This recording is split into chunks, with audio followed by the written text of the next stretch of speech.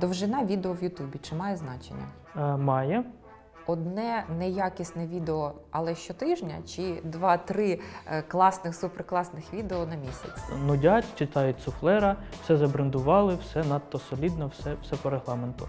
Погоджували відео точно 2 місяці. Є канал, який 5 років робить обкладинки, і він робив помилки, і зараз він вийшов на таку обкладинку не просто так. Ти вже береш готове рішення. А якщо класна обкладинка, а назва не дуже? Ціль – заполонити собою інтернет. Скандали, інтриги, розслідування. Привіт! Це світлий подкаст про маркетинг для юристів. 5 найчастіших запитань юристів про YouTube. Давай так, 2 мови.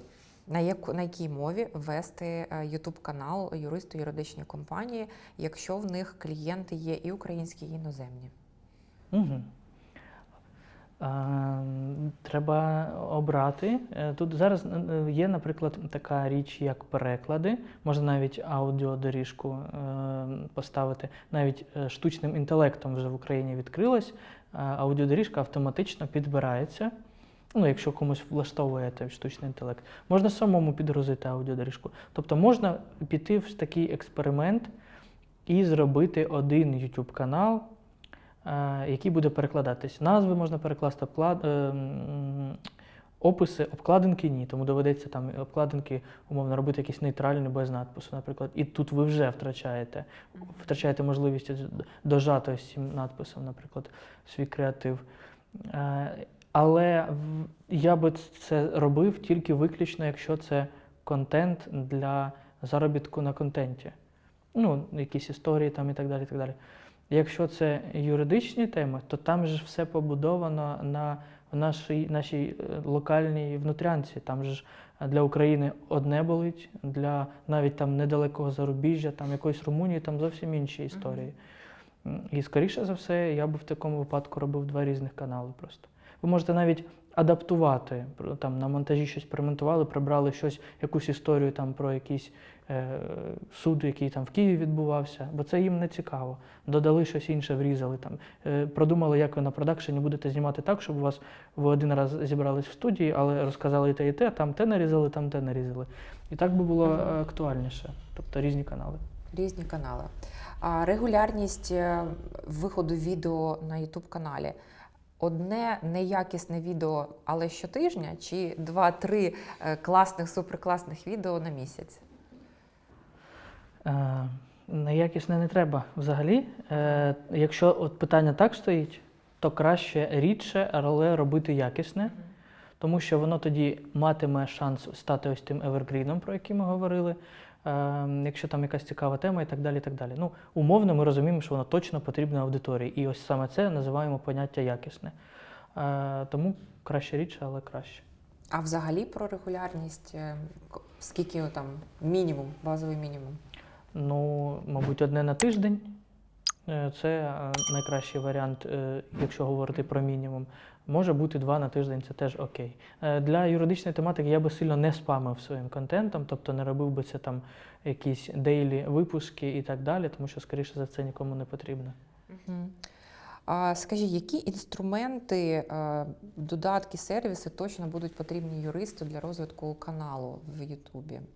Може, якісь там топ-2, 3, 1? Топ-1 – це, якщо говорити про конкретно YouTube і допомогу, по-перше, в аналітиці, пошуку, аналізу конкурентів, пошуку тем, і потім в оформленні, там, SEO-оформленні і так далі, це VidIQ. Це просто ми нічого іншого не використовуємо, там на різних етапах еволюції Ютуба з'явились різні там додатки, але ми пробували, воно все відцікавилось, тому що VidIQ зараз все вирішує. Якщо говорити про щось інше, то, мабуть, штучний інтелект, який, ChatGPT з платною підпискою взяти, він буде багато в чому допомагати, там, і ідейно, і давати якийсь фідбек і так далі. Цікаво теж з ним спілкуватися. Звісно, повністю на нього опиратися не потрібно, бо це буде таке щось трошки штучне, відповідно. Але об нього подумати цікаво. І, мабуть, щось для монтажа, якщо це там, але скоріше всього це буде делегуватися на таких каналах. Так, зазвичай самі не будуть робити. Шортс як формат для YouTube-каналу юридичного має бути чи може бути?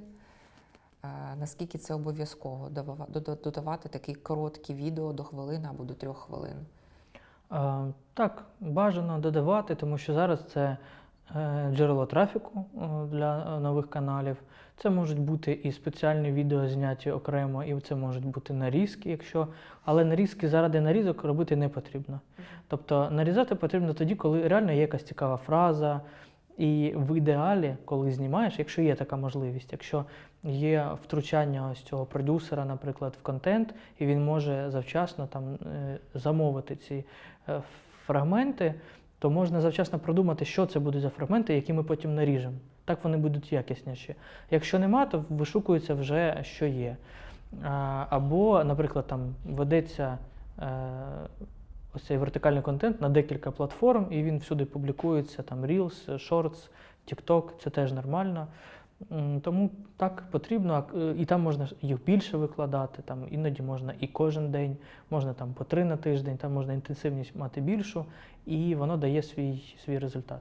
Ти якось казав, що для шортс іноді створюють окремі канали навіть. Так, це є таке. А це теж в основному стосується контентних. Ті, які заробляють на контенті, блогерських каналів, вони часто не поєднують і те на одному каналі. Але от зараз практика показує, що на бізнесових каналах це 2 різні стрічки видачі. Тобто ті, хто дивляться Shorts, їм буде далі, вони підписались, наприклад, їм далі буде рекомендувати Shorts. Можна до Shorts підв'язати в рекомендованому велике відео. Ми так в основному робимо, якщо це шорт з нарізки, наприклад, подкасту. І якась доля, не завжди велика, якийсь там певний відсоток перейде на велике відео, подивиться. Тобто це теж плюс. Тому так, це інструмент, який можна використовувати сміливо, просто знати, як з ним працювати. Як знімати відео в офісі юридичної компанії? Як зробити ютубашну в зі світлом. офісі? Це так, перше. зі світлом. Тому що якщо там буде, іноді люди хочуть попроще, і це одразу видно, то світло, воно дуже сильно міняє всю історію. Кільцева лампа – це світло? Кільцева лампа – це таке собі світло, нам не дадуть колеги збрехати. В принципі, базово, можливо, і підійде, там, в залежності від задачі. Якщо, знову ж таки, пам'ятаєш, так, якщо в нас цінність інформації дуже велика, і вона унікальна, такого більше немає, то подивляться і з кільцевою, і без кільцевої, і на ходу, і так далі. А якщо це щось, що ми робимо тестово, експериментуємо вдовгу, ми розуміємо, що це нішевий контент якийсь, і треба хоча б не зіпсувати, от людина зайшла, і не зіпсувати її враження поганою якістю продакшена, то там треба постаратися. В офісі можна зробити, але це має бути такий офісо-студія тоді. Так. Я думаю, що це реально зробити. Я думаю, що може навіть є такі сервіси, коли ти запрошуєш команду, треба яка задуматись може... над стартапом. Так? Бо я не чув такого. Не чув. Я думаю, що це давно є, так, друзі. Світло, звук. Угу. Що має бути? Звук це зараз абсолютно не проблема. Зараз це оці підлічки там чи сінхайзери за багато тисяч купувати навіть не потрібно. Є блютузні, там різні, от ми всі бачимо їх в контенті. Це там, не знаю, там до 10 тисяч можна купити і не орендувати кожен раз, а щоб воно було, це не складно. Так. Світло, звук, людина, яка бачить кадр, я так розумію, розуміється і на світлі, і на звуку. Власник юридичної компанії не буде цим займатися. Ні, він буде учасником відео. Так. Тобто є хтось, хто побачить, що це є певна композиція, що це виглядає цікаво, світло і так далі. Що ще? Тут вже в залежності від нюансів. Наприклад, якщо це не власник, а власниця, то, можливо, їй перед зйомками потрібно буде десь заїхати в якийсь салон краси, наприклад, кожного разу. Якщо ми говоримо просто про офіс, тобто нам достатньо лампи, світла, людини і на що знімати? Так. Чи можемо ми зняти? Може бути одна камера, може бути 2. Ось нас записують на 3. Не просто так. Можна ж на одну було записати? Можна. Але ж ми хочемо, щоб було це краще, а тут вже від потреби.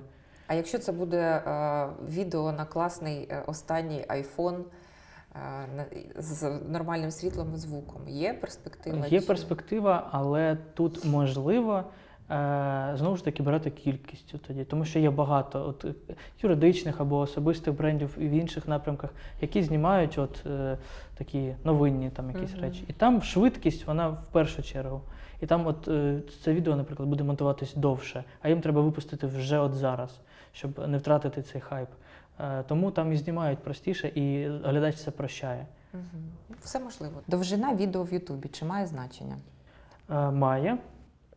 Якщо це, наприклад, горизонтальні відео, то треба відштовхуватись від розуміння, що вони мають бути наскільки довгими, наскільки ти можеш собі це дозволити. Тобто ти робиш, наприклад, відео спочатку 10 хвилин і дивишся, якщо в тебе показники на 10-хвилинному відео класні, тебе там за 50% дивиться або більше, ти думаєш, спробую 12, потім 15, потім все одно дивляться. І ось треба намагатися бути, ти будеш конкурентнішим тоді, коли в тебе дивляться довгі відео. Але тут вже сказати просто, але все залежить від того, наскільки наповнення цікаве, наскільки людям цікаво залишатися. Тому так, плюс шортс є. Якщо є щось маленьке, що треба там сказати, можна це запакувати. Шортси зараз до 3 хвилин, цілком вистачає, щоб багато чого розповісти в форматі шортс. І зараз YouTube і Shorts показує навіть під пошукові запити часто.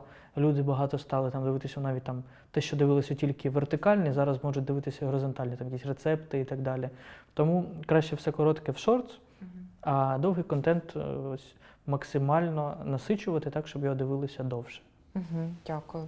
Друзі, ми намагаємося все запитати у Олексія про YouTube для юристів. Це неможливо, тому я рекомендую підписатися на його канал в Ютубі, на його канал в Телеграмі. Всі посилання будуть під описом, в описі під цим епізодом. Тому далі за глибиною, за інструментами, за більш практичними лайфхаками рекомендую звернутися туди, а ми продовжуємо. Як упакувати відео юриста юридичної компанії в YouTube?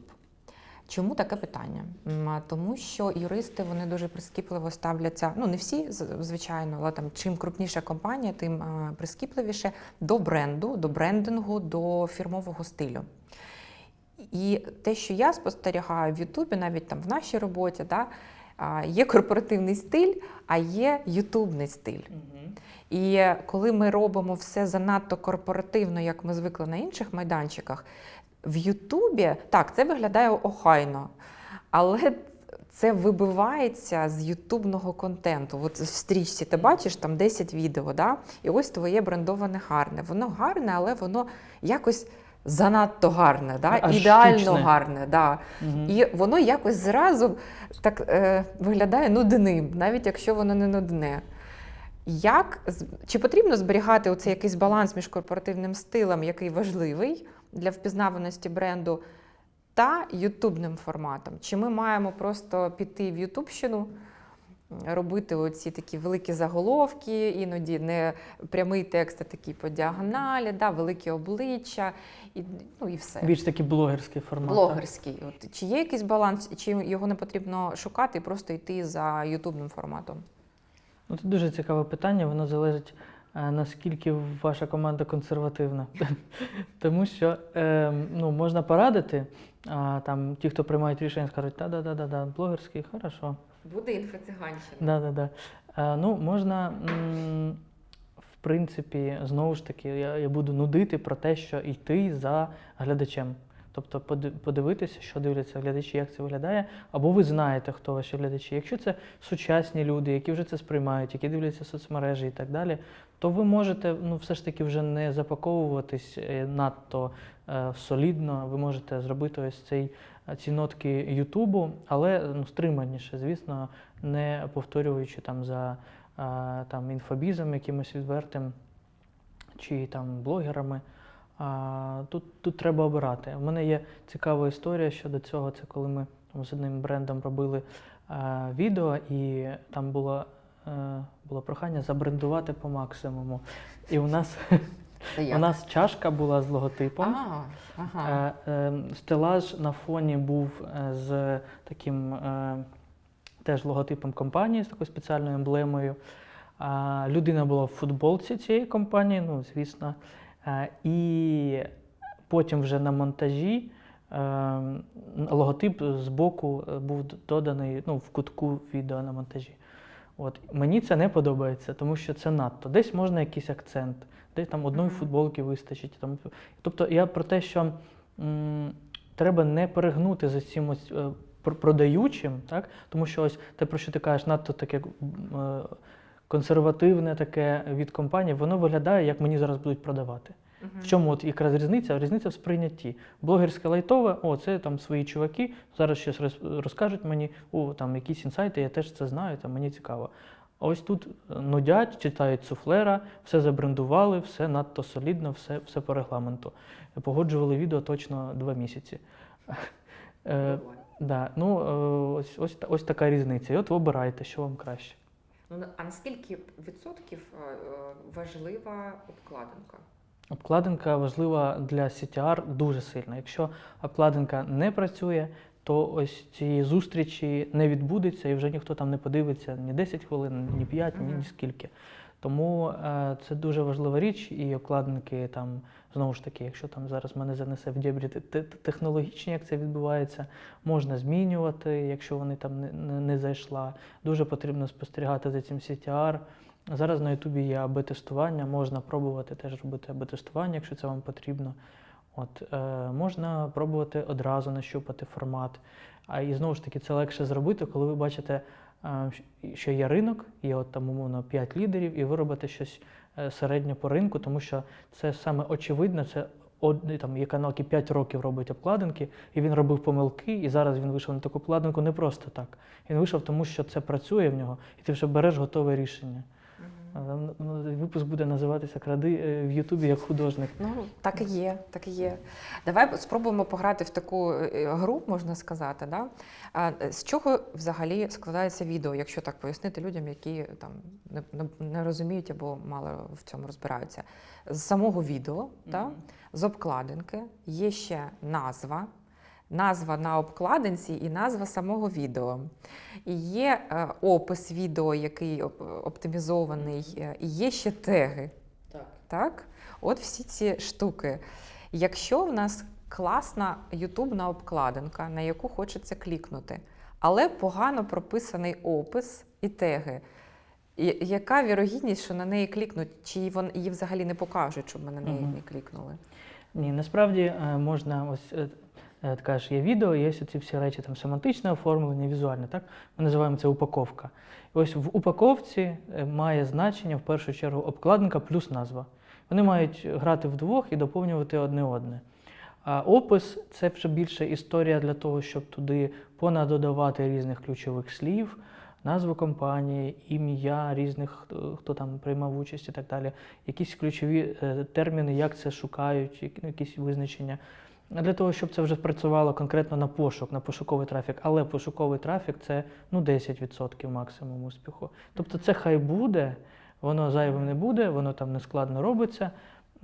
Але основний успіх – це від обкладинки, на другому місці назва. А якщо... Теги я взагалі не згадав, тому можна, в принципі, не дуже звертати на них увагу. Це така річ, яка, в принципі, теж, хай буде, але вона не особливо суті не міняє. Так. Добре, тобто обкладинка і назва. А якщо класна обкладинка, а назва не дуже, тобто нас не видає пошук, то тоді я розумію, що неважливо, яка обкладинка, тому що нас не видає, правильно? Саме якщо говорити про пошуковий трафік, то в назві дійсно теж потрібно додавати якісь ключові слова, по яким гіпотетично можуть знаходити це відео. Так, як ми говорили про ціль – заполонити собою інтернет. Там точно треба дуже багато часу приділяти саме тому, чи будуть там якісь ключові слова, які вони будуть.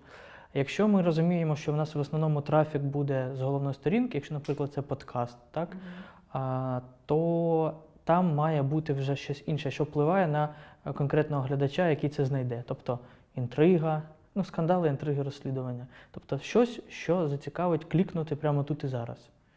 Оце прямо тут і зараз це дуже важливо, тому що в назві можна якраз використовувати такі якісь речі, щоб у людей підключалось те, що називається FOMO. В маркетингі це теж використовують дуже часто, щоб люди хотіли подивитися це, не пропустити.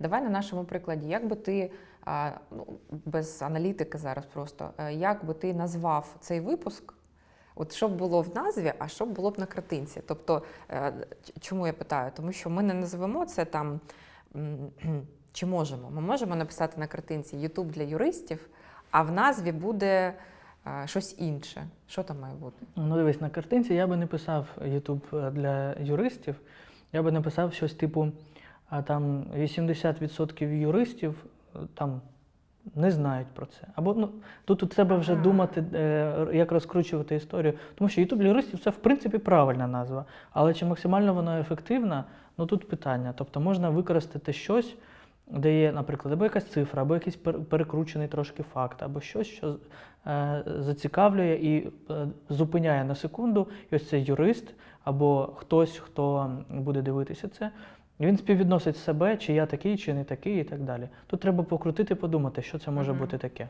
Ну я тобі так скажу, що зараз з технологіями, з штучним інтелектом треба вміти правильно давати запити.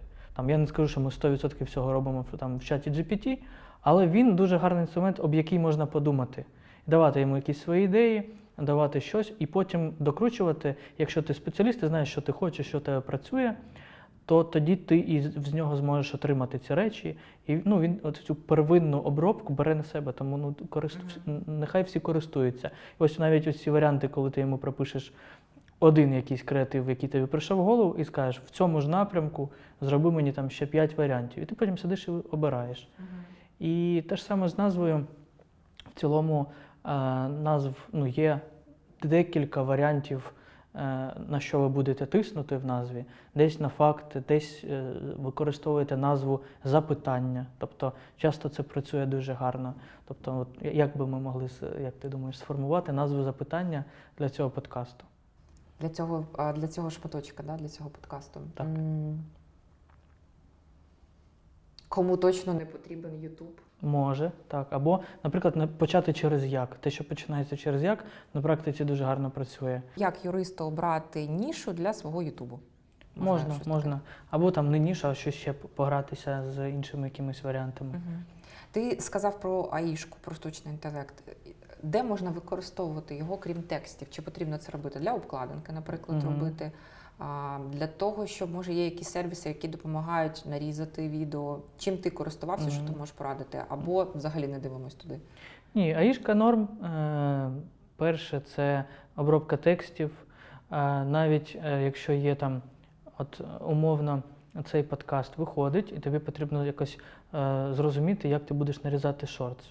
Є такий штучний інтелект, який заливаєш прямо відео, він нарізає сам, але от ми не користуємось, пробували, типу, щоб облегшити собі роботи, але він нарізає дуже такі якісь шматки, не дуже логічно пов'язані часто і так далі. Там треба багато фільтрувати, і це не наш варіант. Наш варіант більше до якості, краще менше вибрати цих шортсів, але ти можеш проаналізувати, скопіювати повністю транскрипцію цього, що ми наговорили, закинути в ChatGPT, попросити його обрати фрагменти для цікавих влучних шортс. Він тобі їх і назве, і покаже тобі таймінги, тобто це дуже зручно. По візуальним речам, наші дизайнери використовують штучний інтелект, щоб там швидше обробити фотографію для обкладинки, але нема такого, щоб замінили дизайнерів, там як колись там штучний інтелект замінить там всіх. Ні, нема. Просто швидше вони роблять свою роботу. І там раніше треба було в фотошопі сидіти, там ретушю, там щось прибирати. Зараз це дуже швидко опрацьовує штучний інтелект. Якийсь треба об'єкт, ми раніше шукали там на стоках якусь картинку, на фон додати там, чи якісь щось. Зараз ти його генеруєш, і тобі не треба шукати на стоках. Тобто це пришвидшує набагато. Ну і в цілому, от як на мене, найбільше постраждали диктори. Тобто для якогось суперякісного контенту, рекламного і так далі, використовується голос дикторський. Але якщо якийсь контент такий постійний, регулярний, простий для соцмереж, зараз майже всі генерують озвучку просто через штучний інтелект. Але ж це зчитується, що це читає не завжди. Не завжди? Вже не завжди. Ага. А який це додаток, якщо ти пам'ятаєш про обкладинки? Про обкладинки, де їх опрацьовувати саме? Так, оці ж. А от просто в чаті GPT так само є там вбудований цей, я не пам'ятаю, як він називається. Ну просто в самому чаті GPT це робиш. І воно вже там генерує те, що тобі потрібно.